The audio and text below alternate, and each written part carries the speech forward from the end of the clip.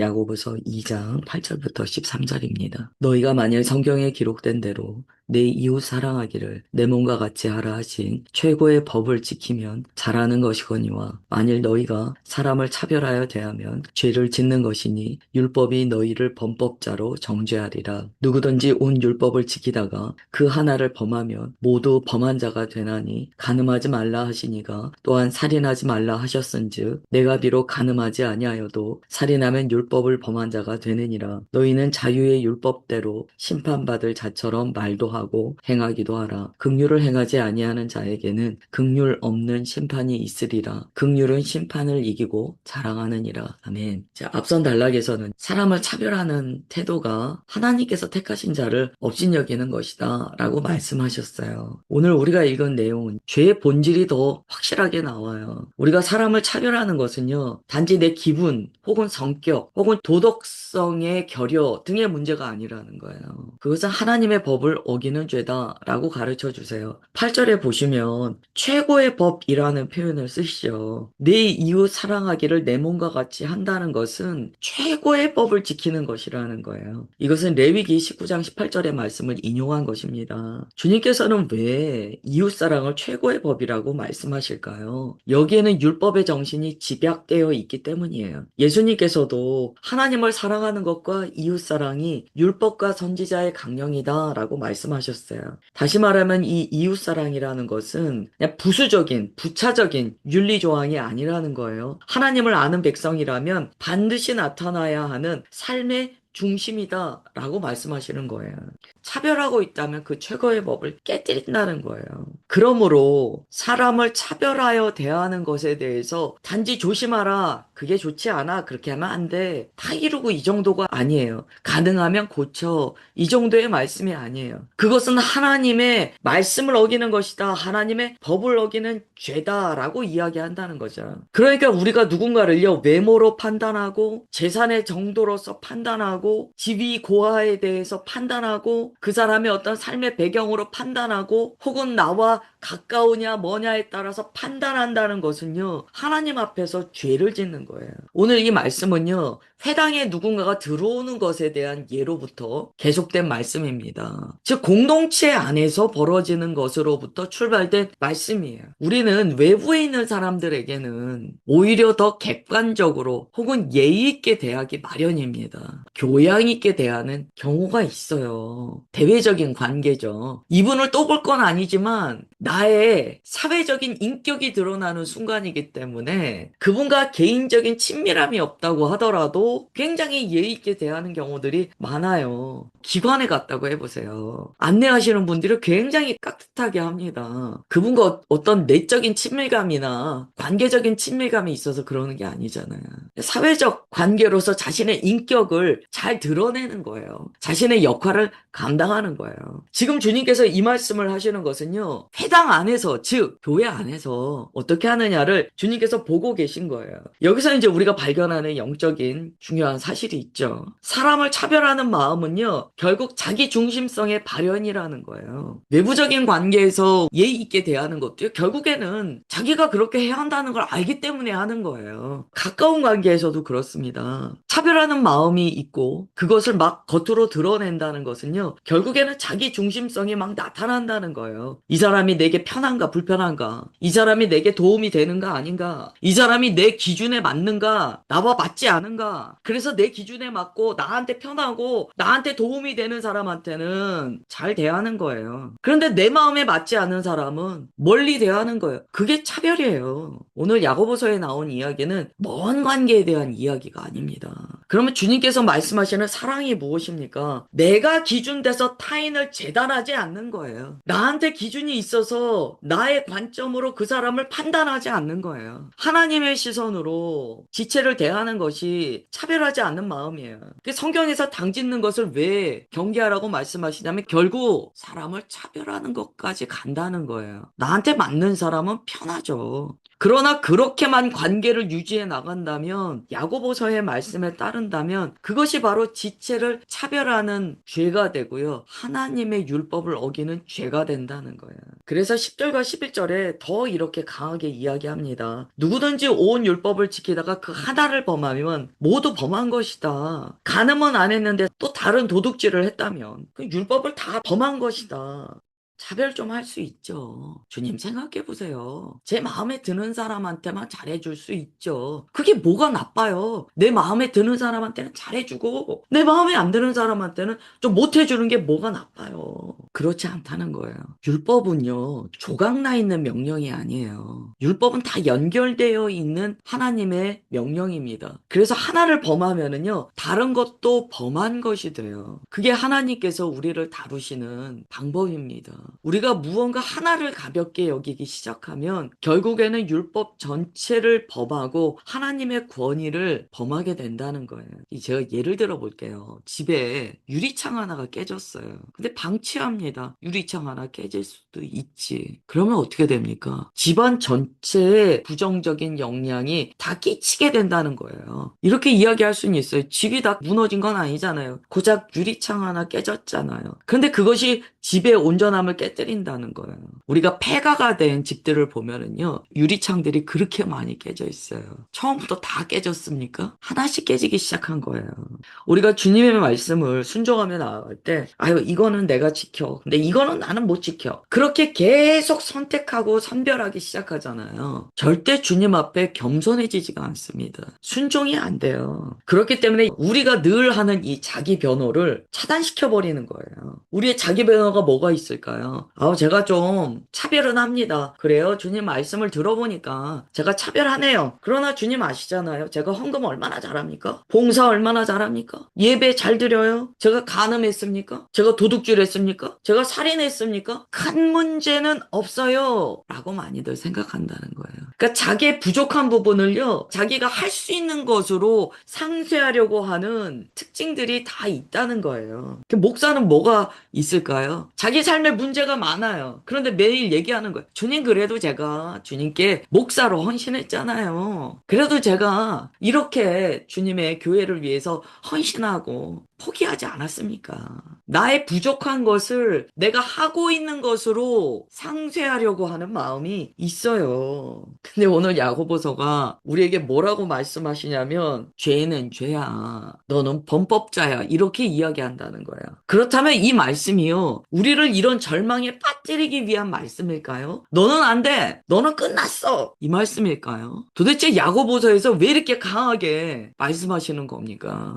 이유가 뭐예요? 자기 의의를 깨뜨리려고 하시는 거예요. 다른 거 없어요. 결국 우리의 문제는 자기 의예요. 자기는 괜찮다는 거예요. 내가 오늘 아침에 거울 보고 나왔는데 나 정도면 괜찮다는 거예요. 그게 그리스도인 안에 있어요. 야고보서에서 이렇게 강하게 말씀하시는 것은요, 우리를 복음으로 이끌기 위해서예요. 복음 앞에 나오게 하기 위해서예요. 누가 복음을 받습니까? 나는 구원받을 방법이 없습니다. 나는 죄인입니다. 나는 살 방법이 없습니다. 이런 사람이 복음 앞에 나오거든요. 여러분, 우리가 성경의 기능을 잘 알아야 돼요. 하나님의 말씀의 기능이 뭐냐면 우리를 계속 복음 앞으로 초대하시는 거예요. 아유, 주님, 저 정도면 괜찮죠? 이 사람 복음 못 만나요? 아유, 저 정도면 뭐 어느 정도 구원받을 만하지 않습니까? 그런 사람 예수님 진짜 경험 못해요. 십자가에 자발적으로 올라가 죽음의 자리까지 못 갑니다. 아직 자기가 쓸만한데 왜 십자가에 가서 죽습니까? 야고보서의 목적을 우리가 잘 파악해야 돼요. 어쩌면 이렇게 나를 불편하게 하는 말씀만 하실 수가 있어. 이유가 있어요. 복음으로 나아오라고. 사람들은요, 자꾸 죄를요, 뭔가 자기가 생각하는 순서로 나열을 해요. 이거는 좀 괜찮아. 이거는 실수. 이거는 내 성향. 이거는 내 성품. 혹시 오늘 이 말씀을 우리가 나누는데 다른 사람 떠올리신다면 그거야말로 큰 실수예요. 자기한테 적용하세요. 사람은 자꾸 죄를 계산해요. 이거는 몇 점짜리 죄. 이거는 몇 점짜리 죄. 하나님은 죄의 수준을 계산하지 않으세요. 하나님께서는 죄는 그냥 죄라고 말씀하세요. 죄는 무엇이 되었든지 간에 하나님의 뜻을 거스르는 것이고 하나님의 성품에서 어긋나는 거예요. 그러므로 우리가 사람을 차별하는 것, 그것은요, 결코 가벼운 문제가 아니에요. 차별한다는 거 안에는요, 철저한 내 중심성이 있고요. 하나님의 말씀에 순복되지 않은 아주 냉혹함이 들어있습니다. 사랑 없는 거예요. 여러분, 어떤 사람한테 엄청 사랑하는 마음을 주면서도 어떤 사람한테는 냉랭해요. 주님께서 오늘 뭐라고 말씀하시냐면, 너는 사랑이 없어. 이건 하나님 나라의 질서를 무너뜨리는 불순종이에요. 그래서 교회 안에서는요, 나는 누구랑 친해. 그런 쓸데없는 말 하시면 안 돼요. 성경에서 그것을 하나님의 뜻이라고 말씀하지 않으시기 때문이에요. 주님께서 그거 기뻐하지 않으세요. 우리는요, 용납하는 공동체예요. 용납이라는 것은요, 자기 기준을 무너뜨린다는 거예요. 오히려 타인에게 나를 맞추어 나가는 것이 용납의 기본적인 정신이에요. 주님께서 야고보서를 통해 이렇게 말씀하시는 거예요. 왜 공동체 안에서 한 형제라고 말은 하면서 마음속으로 사람의 순위를 매기느냐? 이게 회당에서 누가 들어오면 좋은 자리 내주고 누구는 땅바닥에 앉히는 것과 똑같은 거라는 거예요.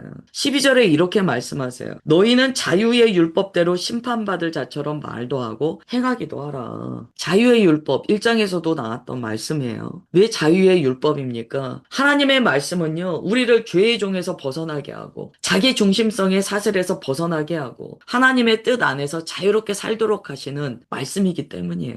성도는 율법주의적으로 사는 사람이 아니에요. 복음으로 세워진 자입니다. 자유롭게 하시는 주의 말씀으로 세워진 자예요. 우리는 이 자유를 방종으로 사용하지 않습니다. 자기 중심성으로 자기 마음대로 잣대를 들이대면서 사용하지 않아요. 주님께서는 자유롭게 하는 말씀을 주셨으나 그 말씀은요, 우리에게 차별할 자유가 있다라고 말씀하시는 게 아니에요. 이것은 죄 지을 자유가 아니에요. 멸시할 수 있는 자유가 아니에요. 무시해도 된다는 자유가 아니에요. 하나님께서 말씀하시는 자유는요, 하나님의 선한 것을 적극적으로 행하는 자유예요. 자유를 온전히 사용하십시오. 우리는 사랑할 자유가 있어요. 섬길 자유가 있어요. 자신을 낮출 자유가 있어요. 형제를 용납할 자유가 있어요. 야고보서는 말씀해요. 그 자유의 율법대로 심판받을 자처럼 말하고 행동하라. 우리를 자유롭게 하는 율법에 따라 온전히 순종하며 살 때 그것으로 주님 앞에 판단받게 된다는 거예요.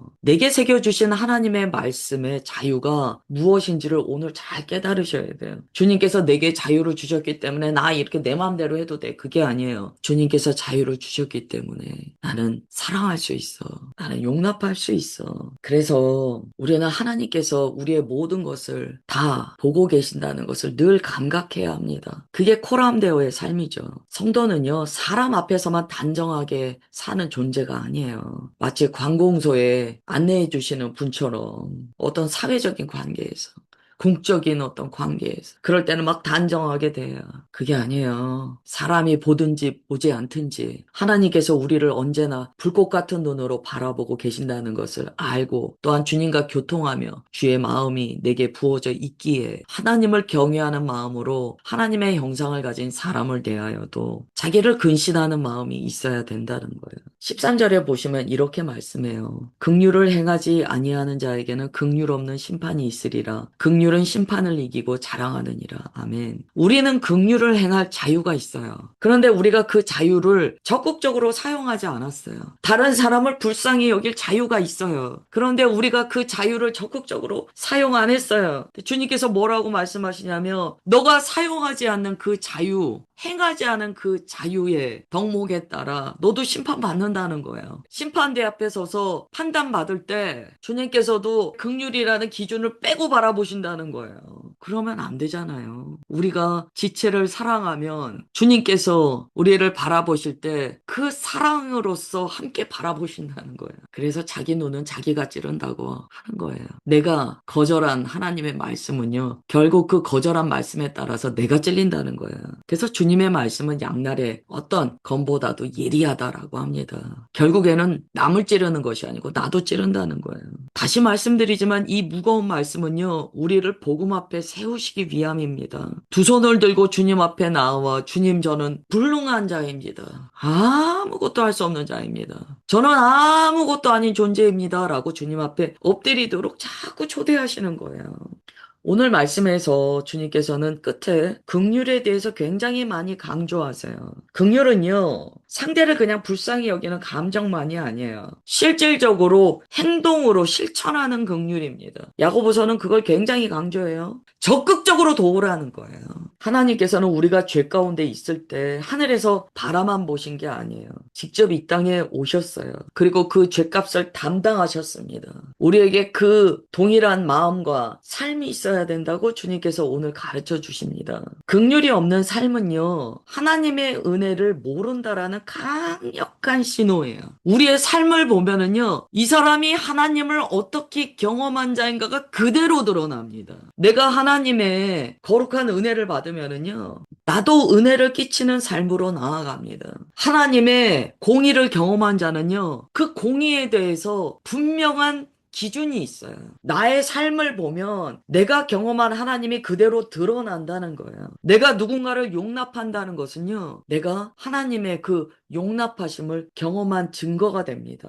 그래서 이야기하는 거예요. 긍휼이 심판을 이기고 자랑한다는 거예요. 그 긍휼은 하나님 경험으로부터 나오기 때문에 그는 이미 하나님의 긍휼로서 심판을 이긴 자가 된다는 거죠. 오늘 말씀이요, 굉장히 깊은 하나님의 마음을 가르쳐 주시는 말씀이에요. 그러므로 교회는 어떤 공동체가 되어야 하는가? 바로 이 긍휼의 질서가 보이는 공동체가 되어야 합니다. 서열이 아니라 긍휼이 나타나야 돼요. 각자 기준이 아니고 하나님의 긍휼이 앞서야 돼요.